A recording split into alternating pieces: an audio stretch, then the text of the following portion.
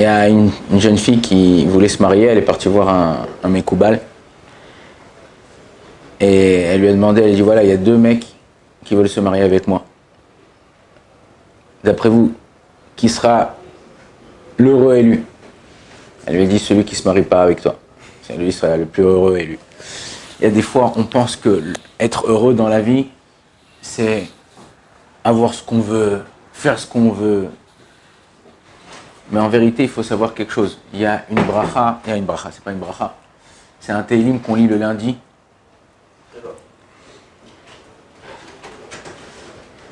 Baruchim Abayim. Il y a un télim qu'on lit le lundi. C'est le télim qu'on lit, vous savez, lorsqu'une personne, le soir de Rosh Hashanah, ou Rosh Hashanah, même à Yom Kippour, on lit ce télim. Ok? Alors les gens s'appellent Birkat Aparnassa. En France, c'est vendu à des centaines de milliers d'euros. En Israël aussi.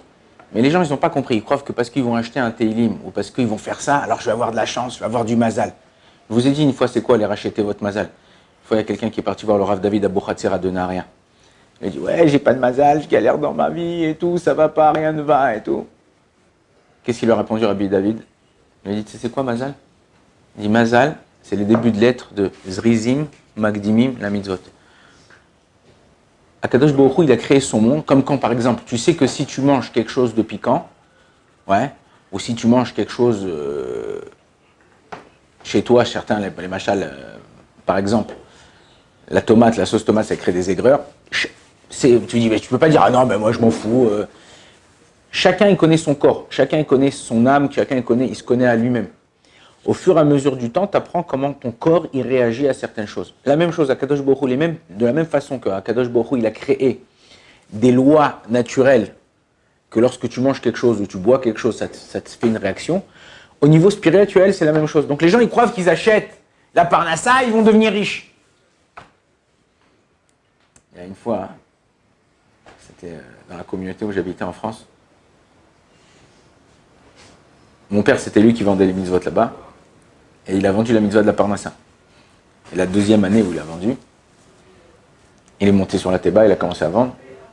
Et il a dit, voilà, celui qui a de parnassa, c'est une ségoula pour ne plus travailler.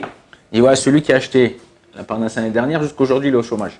Et ça veut dire qu'il y a des fois des gens, ils croient que la parnassa, ça y est, je vais acheter, alors je vais avoir. Non. Alors je vais juste vous lire 2-3 petits psukim qu'on lit dans le mizmor qu'on lit pour la parnassa à Rosh Hashanah, et c'est le mizmor qu'on lit tous les dimanches.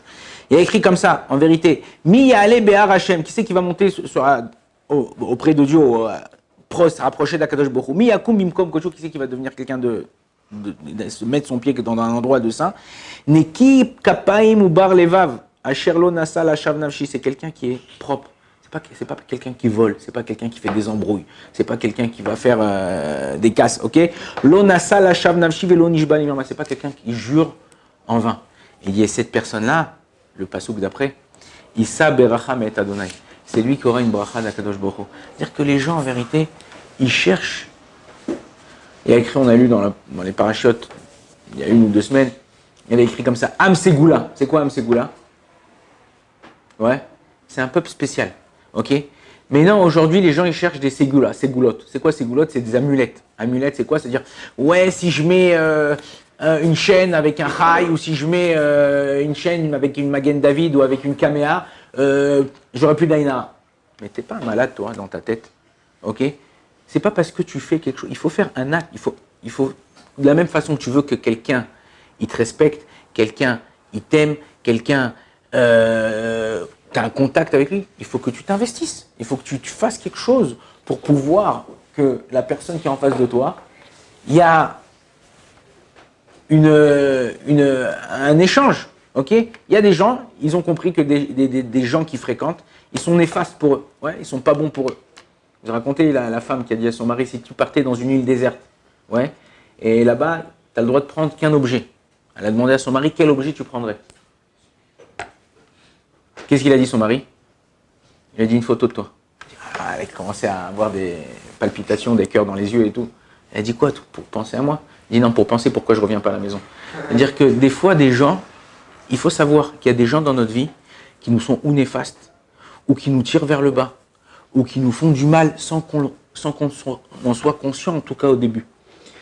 Et au fur et à mesure du temps, tu apprends à connaître les gens qui t'entourent et les gens qui te tirent vers le bas. Alors quand je dis tirer vers le bas, c'est pas forcément qui te font faire des bêtises. Mais il y a des gens, automatiquement, tu es avec eux, tout le temps ils se plaignent, tout le temps ils sont tristes, tout le temps ils sont mal. Alors, si toi, tu es fort de caractère, alors tu les réjouis, tu essayes de plaisanter avec eux, tu essayes de rigoler, tu essayes de sortir de leur truc, que ça va aller. Mais si tu vois que ces gens-là, malgré tous les efforts que tu fais pour eux, ils continuent. Alors c'est des gens en général qui n'ont pas envie de s'en sortir.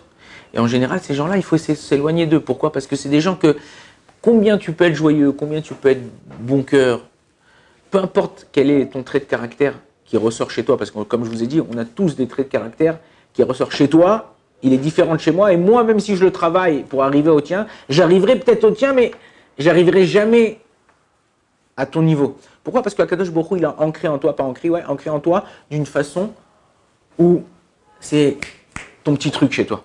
Et chez moi, autre chose, chez lui, autre chose, chez elle, autre chose. Et quand tu utilises cette chose-là, dans le bon, eh ben, tu as une petite aide divine qui t'aide à avancer. Et c'est ton, on va dire, c'est ton petit moteur à toi.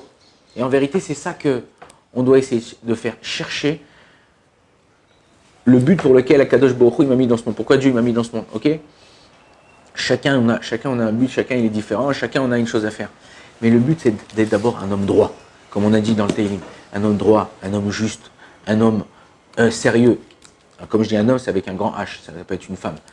Mais d'essayer de ne pas embrouiller les gens, d'essayer pas de se moquer des gens, d'essayer pas de faire de la peine aux gens.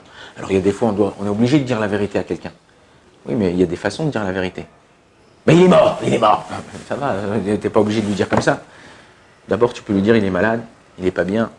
Et au fur et à mesure, lui annoncer. Les gens, une vieille personne, si chas shalom, chas khalila, tu lui annonces d'un coup, peut faire une crise cardiaque. Il y avait une femme comme ça, très vieille, elle devait avoir 80 ans, et elle a gagné à l'euro-million. Euro-million, donc c'est... Les enfants, ils ont dit comment on va faire pour lui annoncer. Ils ont réfléchi, ils ont dit la personne qui la connaît le mieux, c'est son médecin. Donc ils sont partis voir le médecin, ils lui ont dit voilà, il faut que vous lui annoncez. Bon, le médecin il a dit ok, laissez-moi faire, vous inquiétez pas, je vais m'en occuper. Il voit la dame et tout ça, il dit Ginette, si vous gagnez 100 000 euros, qu'est-ce que vous faites? Il dit 100 000 euros, ben, je prends 50 000 euros pour le reste de ma vie pour pouvoir. Et 50 000 euros, je distribue avec mes enfants. J'ai 5 enfants, 10 000 euros par enfant. Il dit bon, d'accord. Et si vous gagnez 500 000 euros? 500 000 euros, je prendrai 100 000 euros pour moi et je distribuerai à mes enfants, pareil. Et si vous gagnez 1 million d'euros, et 1 million d'euros, bah, je prendrai une partie pour moi, une partie pour mes enfants et j'essaierai d'aider des gens. Et si vous gagnez à l'euro-million, il dit bah, je prendrai tant pour moi et puis je donnerai la moitié à mon médecin. Le médecin, il a entendu ça, il a eu une crise cardiaque, il est mort. Ça veut dire que des fois, il faut savoir annoncer aux gens les choses. Tu peux pas dire à ton fils, à ta fille, à ton mari, à ta femme, à ton patron que du but en blanc tu quittes ton travail, de but en blanc tu divorces, de but en blanc truc. Il y a des choses qu'il faut annoncer graduellement. Tu peux blesser quelqu'un, tu peux vexer quelqu'un, tu peux toucher quelqu'un. Rosh Hashanah, on s'approche de Rosh Hashanah. Alors c'est vrai qu'à Rosh Hashanah, ça s'appelle le Yom Hadin, le jour du jugement. On est jugé. Et Akadosh Baruch Hu, il nous juge par rapport à ce qu'on est au même moment. Il ne va pas te juger par rapport à ce que tu as fait avant ou par rapport à ce que tu as fait après. C'est pour ça qu'on a vu dans la paracha que quand tu cries vers Dieu, ça veut dire quoi tu cries vers Dieu? Tu n'es pas obligé de prendre un micro et crier, et ni d'être chez toi et crier, casser la voix. Non, c'est pas ça.